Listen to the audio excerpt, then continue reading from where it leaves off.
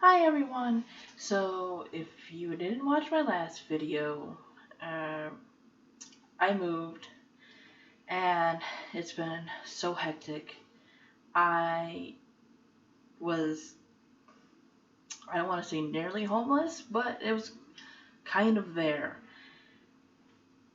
We had to move out of our place on the 30th, which was just a few days ago, and I got the call that I was approved for this place on, I believe it was maybe Friday, around 7. So I've been here for about 2 days now. I want to say that I've spent the night. And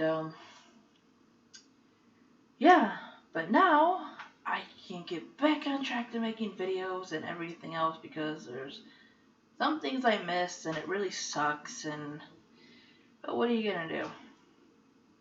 Um, I know it's not that great of a view right now. I don't have everything unpacked, so I'm sorry. But hopefully I will get things set up and there'll be cool stuff in the backgrounds for you guys to look at while you're listening to me talk. So, for my first video in my new place, which sad to say is my first apartment, but you know what? I got here, I did it, I'm happy. So, on a happier note, I am going to be doing a book review for my first video in the new place. And I'm going to be reviewing the excellent book that is Cinder. Now, Cinder is a book, a young adult novel by Marissa Meyer. And if I remember right, I believe, yeah, Cinder is her debut novel, which is her first published one, basically. This is the first book in a series called The Lunar Chronicles. And each book is basically inspired by a fairy tale. Cinder, as you probably can tell, is loosely based on Cinderella. And this has got like a really cool cover here. Like I really love this. See, it's just like really simple, but kind of like futuristic and elegant at the same time. This is a, like I said, a young adult novel. It is told from third person, and what I like about it is even though it mainly focuses on the title character Cinder, you also get the perspectives from other characters and what they're doing outside of her. So, what this book is about is, like I said, it's part of a series, and each series has a specific fairy tale character type thing going on. So, it's like the distant future, and a lot of the countries are like all connected to each other. Now, well, not like connected, like they're connected, but like by government and everything. There's a lot of mixture, like between cultures and everything. Cinder lived in New Beijing, China, and instead of the emperor being just the emperor of China, he's the emperor of the Eastern Commonwealth. And I believe there's like Africa and then I think the European one. And so instead of like a royalty of different countries, it's more united throughout the whole continents. Um, I don't know if I really explained that right, but when you read it, it'll make a little bit more sense. And of course, this is a series, and it's going to continue on. So there's a lot of stuff that I don't even know that I have to read the next book for. But basically, she lives in New Beijing, China. And the thing about Cinder is that she is a cyborg, which she is human, but she has robotic parts, basically. When Cinder was younger, she was in an accident, and she has no memory of her past or anything. She was adopted from Europe, if I remember right. Yeah, she was adopted from Europe by her adopted father.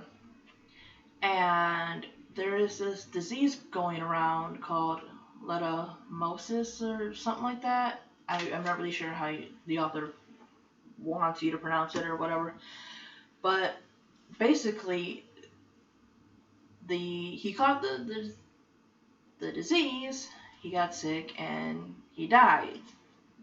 And basically, like the normal Cinderella story, she is left with the mother and two sisters.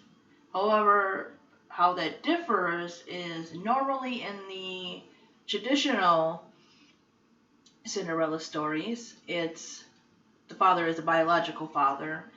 Her mother died, and he remarries a woman with two daughters. Whereas in this one, Cinder is not the biological child of either parent. And what happens is the reason that her mother dislikes her adopted mother basically, is because she blames Cinder for her husband's death. That if he had not gone to Europe to adopt her, that he never would have caught the disease and passed away.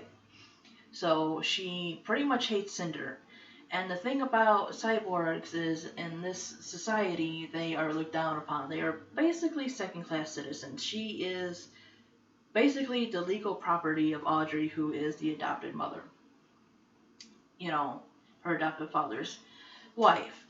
In the book, they refer to, I think her name is Audrey or something like that. They refer to her as her stepmother, which I do not get, because that's really not what that is. I mean, like, my parents aren't married, and my father got married to someone else. That is my stepmother. If my mother now married another man, that'd be my stepfather. You get the thing? I don't know if they're just trying to emphasize their dislike for each other, that she's not even considered an adoptive mother. She's considered, like, a stepmother or whatever, but I don't know. I don't really see being a step-parent as being wrong or whatever. I think it made more sense when she referred to Audrey as her legal guardian. It just took the whole mother thing out of there because, I just don't feel that other one is an insult, or I don't know, maybe it's just something they do in the future. That's just a minor thing. But anyways, her legal guardian, Audrey, hates her. Her sister Pearl basically hates her. But the other sister, I don't know how to say her name. I think her name is Peony. She and Cinder get along. Cinder loves Peony. And that's kind of where another Cinderella-esque thing kind of comes in, depending on the version and the story you are reading or watching or whatever. Take the Disney version, for example. The Ugly Stepsisters, they were just both awful to Cinderella, versus the movie, which I love, Ever After, where she got along with the other sister, but not the one and everything. And then there is a little android that they have that's, there to do stuff for them and everything, named, I want to say it's Aiko or Eiko. And Eiko is just adorable. I mean, I know she's a robot, but, like, I would want her for a friend. And just reading this book, it's like, oh, Eiko, you're so cute and everything. It's like, she was, like, hard and everything in real life because she's a robot, probably made out of, like, plastic and metal and stuff, but you'd probably want to give Eiko a big hug. She just seems the huggable type. Yep. So, she's treated like crap because she's a cyborg, basically, because the thought is that these doctors and scientists did this to keep you alive, so you, like, owe them. You, like, owe the people, you owe the government and everything, your life and everything, because you are a worthless cyborg. You're only alive because they helped you. So she has the hatred of her one sister and stepmother, and being looked down upon on society. So she has all that stuff going against her. One thing though she is a talented mechanic. She runs a shop out in the marketplace to help people fix things, which most of her money, of course, goes to her legal guardian. But something changes in just a few chapters. She is visited by Prince Kai. What do I tell ya? Prince Kai is a pretty good character. I really did like his character and everything. I liked the fact that he was concerned for his people, and even without knowing she was a cyborg or adopted or whatever, never once did I read where he talked down to Cinder for just being a normal mechanic and a normal worker and everything. And I think it's really important to give your characters personality and not always just go by stereotypes. Oh, he's a prince. Oh, he's rich and everything, this and that. No, she made these characters very human like. And while she is the word for a female dog, basically, in that situation, you understand Audrey's anger. It's not excusable to treat somebody like that at all.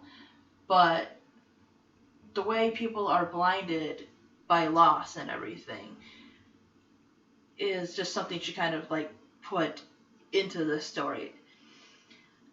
That's what I really, really love in books and fiction, is when you can take a fake story and make characters very realistic. When you can have a future of traveling to the moon and cyborgs and androids and stuff, and even give an android personality and just make them really realistic. If you really like that stuff like I do, I really recommend this book. There's just so much going on in here, and when you end this book, you feel like it's just gotten started, and it pretty much has. So I'm really looking forward to the next one. So she gets visited by the prince, and he wants her to fix this android, which has a whole bunch of stuff in it and everything, which I'm not going to tell you because you have to read the book. And the prince himself is having troubles. His father has caught the disease now, and he is dying. And so Kai is basically having to get ready to rule the Commonwealth now as the new emperor. On the moon, which is why it's called the Lunar Chronicles, lives an evil queen named Lavanna. And the moon people, known as Lunars, are basically known to be ruthless and just all around evil, especially their rulers. And there was this alliance going on, and to keep it going after his father's death, Kai is faced with maybe having to marry the queen, who is basically pure evil. So you have Cinder, who is being treated like crap for what she is, and having no control over what she is or what she's become. And then you have the prince, who, again, even though being a prince, has no control over anything that's going on. Which is another reason I like this book, because it shows that even having money and power doesn't fix everything and doesn't help with everything. So while there is a lot of science fiction type things in here, there's also a lot of realistic things in there, which I really love that mixture. And so another thing, before I forget, like I said, there's different parts to this book and things that are going on, Cinder is at the junkyard with Peony um, in one scene, and Peony um, attracts the Limosis and is put in the hospital. And so there is a cyborg draft going on, which cyborgs are taken in to be experimented on to find a cure. And of course, Audrey sends Cinder away. And that is where she meets a doctor who tells her that, and this may be a spoiler, I'm sorry, I'm not going to do a big spoiler, but it seems that she is immune to the disease. Now, why she is, I will not tell you. Um, that you'll find out a little bit later, which I did too. And it kind of makes sense. I'll just say that. But, so, then there's that. Then there's her worrying about Peony. And then there is her being poked and experimented on and all this other stuff and this big thing she finds out. And that is the basis, the basic synopsis I can give of the story. There's just a lot going on in this book. I guarantee, even if you don't like fairy tale retellings or whatever, it's not that strong in fairy tale. It's just kind of like inspired by. Give this a chance. I mean, unless you like really dislike YA or something, I don't know, and stuff like that. I really recommend it. The only reason I didn't fly through this book is because I was moving and looking for a place to live. If I had time to just sit down and read this, I would. It's really good. It's got great characters, an interesting story, an interesting twist on a, traditional fairy tale and everything. It's just all around really good, really entertaining, and I highly recommend it. And thank you for watching, and I will see you next time. Bye.